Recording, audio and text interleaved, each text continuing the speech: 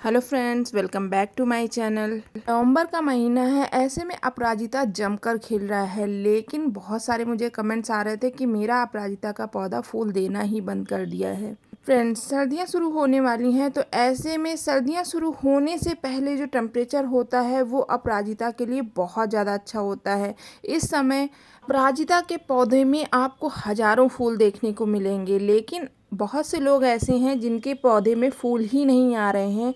इसके कुछ कारण हो सकते हैं। नंबर 1 तो कारण ये हो सकता है, अगर आपके यहाँ 20 से 30 डिग्री से नीचे टेम्परेचर चला गया है तो पौधा फिर फूल देना बंद कर देगा। दूसरा कारण ये होता है कि आप रोज़ रोज़ जो फूल होते हैं उनको तोड़ते ही नहीं हैं, फलियाँ बहुत ज़्यादा बन गई हैं, तो ऐसे में भी पौधा फूल देना बंद कर देता है। तीसरा कारण ये होता है कि यह परमानेंट प्लांट होता है, लेकिन साल भर के बाद आप इसकी रिपोर्टिंग नहीं करते हैं, अच्छे से मिट्टी नहीं तैयार करते हैं, और फिर ये पौधा रूट बॉन्ड के कारण भी फूल नहीं देता है।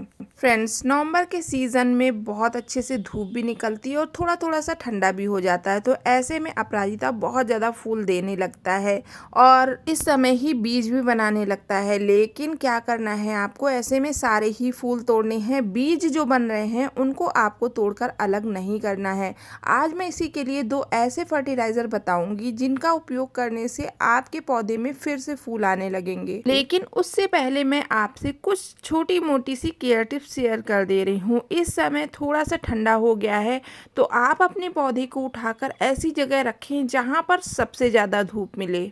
जितनी ज़्यादा धूप उतने ज़्यादा फूल। और नंबर 2, फूल बन रहे हैं तो उन्हें आप तोड़कर अलग कर लें, तोड़कर रोज़ पूजा में चढ़ा लें, क्योंकि इस समय बहुत मात्रा में फलियां बनेंगी। लेकिन आपको क्या करना है, जो फलियां बन भी रही हैं उनको तोड़कर अलग नहीं करना है, क्योंकि यही आपको सीड्स देंगी। अगर आपका पौधा ख़राब भी हो जाता है तो आपके पास बीज तो बना रहेगा। इनको जो हरी फलियां हैं, अगर आपके पौधे में फलियां नहीं बनी हैं तो भी आप कुछ फूल छोड़ दें, वही फूल सूख कर फलियों का रूप ले लेते हैं, फिर वो बीज के रूप में तैयार हो जाते हैं। तो बीज तो बनाना बहुत ज़्यादा इम्पॉर्टेंट है, लेकिन ज़रूरत से ज़्यादा बीज मत बनाइए। 4 से 5 फलियां छोड़ दीजिए पौधे पर, उनको ड्राई होने पर तोड़ लीजिए। फ्रेंड्स, जैसा कि आप सभी जानते हैं कि अपराजिता का पौधा परमानेंट प्लांट होता है, लेकिन ये विंटर में डोरमेंसी में चला जाता है। डोरमेंसी में जाने से पहले ये बहुत ज़्यादा फ्लावरिंग करता है, लेकिन अगर आपको अपने पौधे से परमानेंट फूल ज़्यादा लेने हैं तो आपको इसके पौधे से सारे ही फूल तोड़ने होंगे। जितने ज़्यादा आप शुरुआत से फूल तोड़ते रहेंगे उतने ही ज़्यादा दूसरे दिन आपको इसमें फूल देखने को मिलेंगे। लेकिन अगर आपको बीज बनाना है तो आपको नवंबर के समय इनकी फलियों को छोड़ देना है। उससे पहले अगर बीज बनते हैं तो फलियां तोड़कर निकाल देनी है। 4 से 5 फलियां नहीं रखनी है, मतलब ज़्यादा फलियां नहीं रखनी है, क्योंकि इससे ज़्यादा फलियां रखेंगे तो फिर वो बीज ही बहुत ज़्यादा बनेंगे और फिर इतने फूल आपको देखने को भी नहीं मिलेंगे।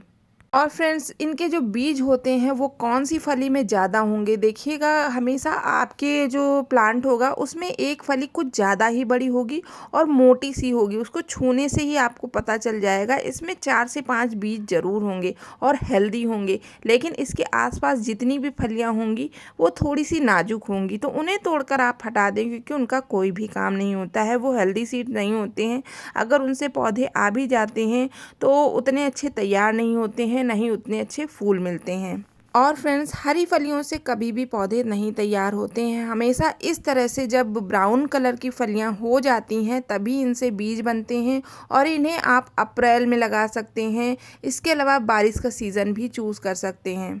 कई लोगों के मुझसे कमेंट आते हैं कि मैंने इनकी फलियों को तोड़ लिया था और धूप में सुखा लिया था, लेकिन उनसे फिर पौधे ही नहीं निकलते हैं। निकल भी आते हैं तो उतने अच्छे रिज़ल्ट नहीं देता है। तो आप जब भी तोड़कर इनकी फलियों को लें तो आप इस तरह से ब्राउन फलियां ही लें, क्योंकि इन्हीं में बहुत अच्छे बीज बनते हैं। और अगर आपके प्लांट में इस तरह से फलियां सूख गई हैं तो इतनी आप फलियां ले लें। इनको स्टोर करने का तरीका मैंने बताया हुआ भी है कि आप इसे बॉटल वगैरह में डालकर हल्दी डाल दें और ये हमेशा के लिए सुरक्षित रहती हैं। और बाकी जितनी भी एक्स्ट्रा फलियां हैं उनको तोड़कर तुरंत अलग कर दें, इससे आपके प्लांट में ऑटोमेटिक फूल आने लगेगा।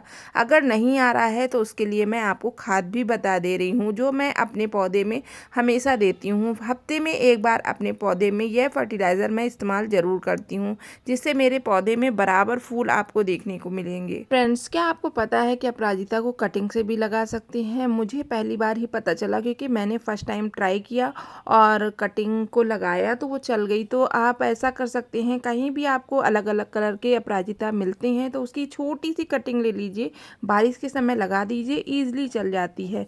नेक्स्ट आपको क्या करना है, जितनी भी पीली पत्तियां हो रही हों उनको तोड़कर ज़रूर हटाएं, क्योंकि इस समय इसका डोरमेंसी पीरियड भी आने वाला है। खाद की कमी भी हो जाती है, नाइट्रोजन की कमी हो जाती है, तो ऐसे में नाइट्रोजन युक्त खाद देनी है और पीली पत्तियां आपको हाथों से हटाते रहना है, तो पौधा जल्दी ख़राब नहीं होगा और फूल भी ज़्यादा देता रहेगा। और हाँ दोस्तों, इस समय नर्सरी में अच्छे दामों में अपराजिता के अलग अलग कलर के फूल वाले पौधे मिल रहे हैं, तो आप इस समय पौधे को ना खरीदें, क्योंकि घर पे लाएंगे और पौधा रिपोर्ट करने के बाद उसमें आपको कुछ ही समय तक फूल देखने को मिलेंगे, उसके बाद धीरे धीरे कम हो जाएंगे। फिर आपको लगेगा कि आपके पौधे में फूल आने बंद हो गए हैं, लेकिन ये डोरमेंसी में जाने वाले होते हैं। ऐसा इस कारण होता है। तो आप इस समय अपराजिता के पौधे को ना खरीदें, ना ही कटिंग से लगाएं। चलिए इसकी खाद भी शेयर कर देती हूँ। बहुत ही घरेलू खाद है, इससे आपका पौधा हेल्दी भी हो जाएगा, पत्तियां भी पीली नहीं होंगी, डोरमेंसी में अपने आप को सरवाइव भी करा पाएगा। और खास बात, इसे बनाना भी आसान है। घर में जो चाय आप बनाते हैं उसकी चाय पत्ती निकलती है, उसको धुल लीजिए और धुलने के बाद अच्छे से ड्राई करके आप इसे स्टोर करके रख लीजिए। स्टोर करके रखने के बाद आप इसे बहुत सारे पौधों में डाल सकते हैं, जिसमें नाइट्रोजन की कमी हो जाती है, फूल कम आने लगते हैं, पत्तियां पीली होने लगती है। तो आप अगर ऐसा अपने किसी भी पौधे पे देखते हैं तो उसमें 1 चम्मच डालिए और फिर हफ्ते भर में दोबारा डालिए, तो रिजल्ट आप देखेंगे बहुत अच्छा मिलेगा।